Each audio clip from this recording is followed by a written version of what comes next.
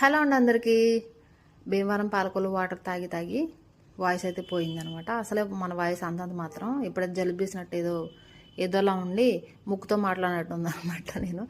అయితే అసలు మ్యాటర్లో ఏంటంటే, ఈవినింగ్ నేను పాలకొల్లు భీమవరం నుంచి వచ్చేసిన తర్వాత టెంపుల్కి వెళ్ళాను అనమాట. పైన బ్రహ్మోత్సవాలు జరుగుతున్నాయి కదా మాకు అని చెప్పేసి, తిరుకళ్యాణ మహోత్సవాలు జరుగుతున్నాయి కదా అని పైకి వెళ్ళాను అనమాట. టెంపుల్ అంతా వ్యూ అంతా చూద్దామని.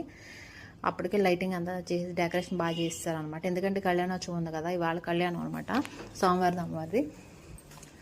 అందుకనే వెళ్ళి ఒకసారి చూసి దర్శనం చేసుకుందామని వెళ్ళాను. దేవుడికి ఎందుకు వస్తాడు, కాకపోతే నేనేం పైకి వెళ్ళి చూసి వచ్చాను అనమాట. ఒకసారి ఎలా ఉంది ఏంటి మీ అందరికి చూపిద్దాం వ్యూ అనేసి.